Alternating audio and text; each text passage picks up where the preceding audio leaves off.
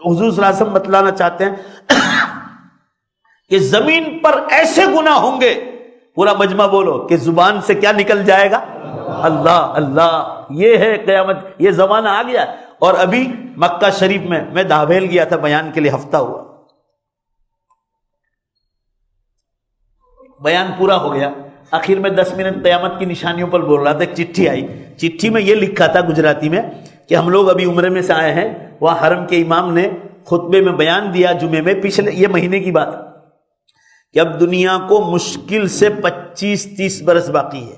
تو میں نے چالو بیان میں پوچھا چٹھی کس نے بھیجی بھائی؟ تو کہا میں نے بھیجی۔ وہ آدمی کو کھڑا کیا، آپ عربی جانتے ہیں؟ کہا نہیں۔ تو میں نے کہا آپ کو کیسے معلوم ہو؟ تو عربی میں خطبہ ہوتا ہے۔ تو کہا ہمارے ٹور میں 5-6 عالم تھے فلاں دارالعلوم کے، ان کا نام بھی دیا۔ کہا وہ انہوں نے کہا، اور کہا تقریر میں آپ کو یاد کیا کہ وہ مولانا جو اکثر قیامت پر بولتے ہیں، کہا ان کی بات بالکل صحیح، حرم کے امام نے 25-30 برس کا، اور میں تو مسلمانوں کو کہہ رہا ہوں تقریباً 40-50 برس باقی۔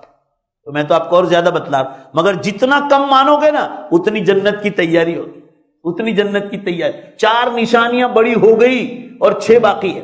دھواں آئس لینڈ میں نکل گیا، جو لوگ دنیا کی معلومات رکھتے ہیں، 2010 میں آئس لینڈ میں دھواں نکلا تھا، 10 دن تک نکلا تھا، 100 لاکھ پیسنجر دنیا بھر کے ایئرپورٹ پر پھنس گئے تھے۔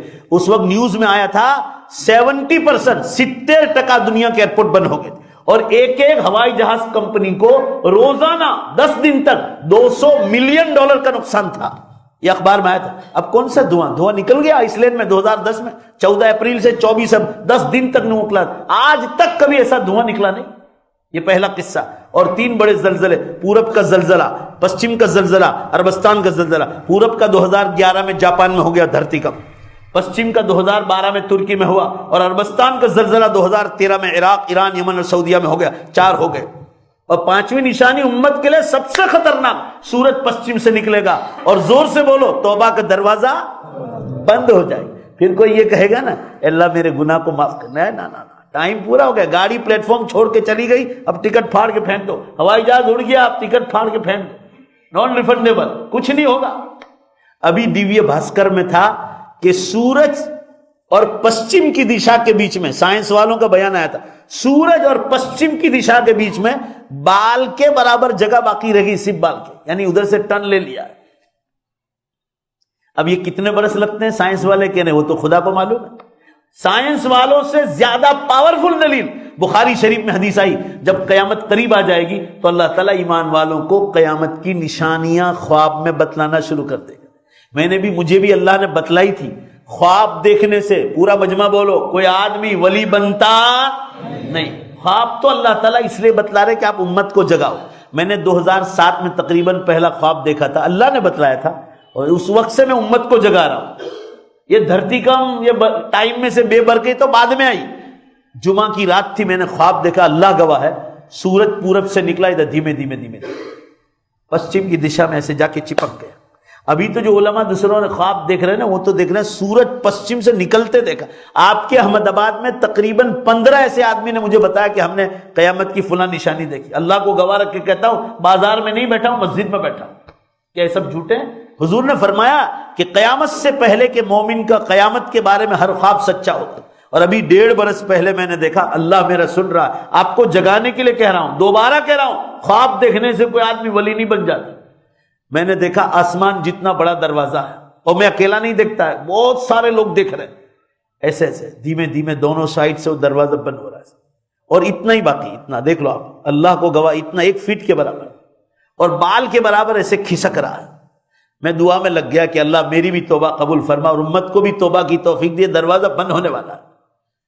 تھوڑی دیر میں دعا پوری ہو گئی، کوئی آدمی کان میں آ کر کہہ رہا ہے، مولانا رات کا اندھیرا ہے اور یہ دروازے پر عربی میں لکھا ہے، میں عربی نہیں جانتا ہوں، آپ ذرا بتلا دو کیا لکھا ہے۔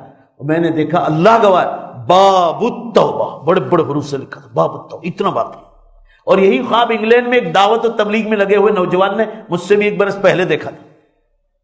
مولانا پیر محمد صاحب ذوالفقار صاحب نقشبندی نے حرم میں حتیم میں بیٹھ کر ان کے خلفاء سے کہا کہ اگر 25 سال مل گئے اس امت کو قیامت کے لیے تو بہت غنیمت۔ اللہ کے بندو جاگو، نشانیاں ظاہر ہو گئی۔ میں یہ نہیں کہہ رہا ہوں کہ فلاں تاریخ کو آ رہی، ہم لوگ جو غفلت کر رہے ہیں نا، کہ کبھی موقع مل گیا تو نماز پڑھ رہے ہیں، کبھی موقع مل گیا تو صدقہ کر رہے ہیں، دل میں آیا تو کسی کو زکوٰۃ کے 2500 روپے دے دیا. نہیں، ہر چیز کو دیکھو کہ اللہ اس کی پکڑ کرنے والا ہے. میں کس معاملے میں کمزور ہوں؟ معاملات میں کمزور ہوں، زبان میں کمزور ہوں، آنکھوں کے زینا میں کمزور ہوں، میں زینا کاری تو نہیں کر رہا ہوں، میرے معاملات کیسے ہیں، میری نمازوں کا حال کیسا ہے، میں تلاوت کرتا ہوں، میں ذکر اللہ کرتا ہوں، میں درود شریف پڑھتا ہوں، میں راتوں کو اٹھ کر روتا ہوں، میں اللہ کے دین کے لیے میں نے دعوت و تبلیغ میں کچھ حصہ دیا ہے، یا یہ دیکھیں میں اللہ والوں کے پاس بیٹھتا ہوں، میں کسی خانقاہی بزرگ سے بیٹھ ہوں جو اللہ سے قریب ہونے کے ذریعے. مسلمانوں، آپ نے جنت کا نظارہ ابھی دیکھا ہی نہیں قرآن حدیث کا. جنت تو ایسی جگہ ہے جہاں موت نہیں، جہاں بال سفید نہیں ہوگا. دیکھو میرے بھی اب دیکھو اب لال ہو رہے ہیں، 50 پر پہنچنے کی تیاری ہے. دیکھو میں لال لال کر رہا ہوں اندر. کیوں؟ یہ دنیا ہے، بڑھاپا آئے گا، موت بھی آئے گی.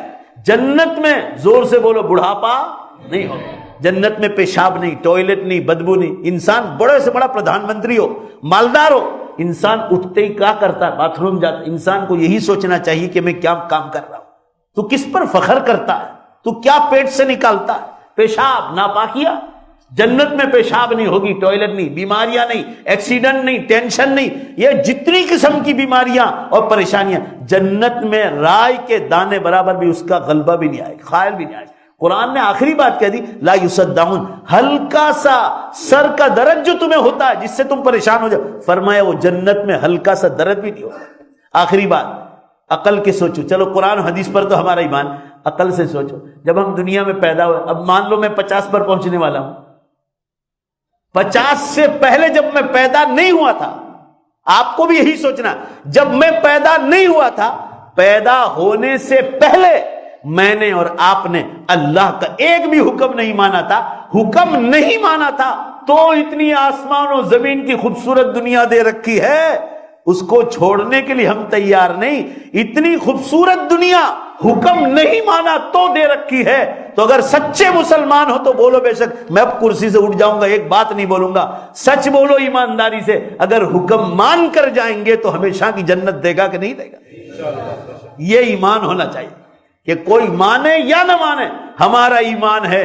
آنکھیں بن کے اللہ اور نبی نے جو فرمایا، ساری دنیا جھوٹ بول سکتی ہے، بولو زور سے بے شک اللہ اور اللہ کے نبی جھوٹ نہیں بول سکتے. یہ ایمان ہونا چاہیے. اللہ میرے اور آپ کے اس بیٹھنے کو قبول فرمائے. اب وعدہ کر کے جاؤ کہ انشاءاللہ آخرت کی، قیامت کی اور جنت کی زور سے انشاءاللہ بولو. اللہ کے فرشتے تمہاری آواز کو ریکارڈ کر رہے، بولو کہ انشاءاللہ آج ہی سے زبردست تیاری کریں گے. اللہ ہم سب کو تیاری کی توفیق عطا فرمائے. وآخر دعوانا الحمدللہ.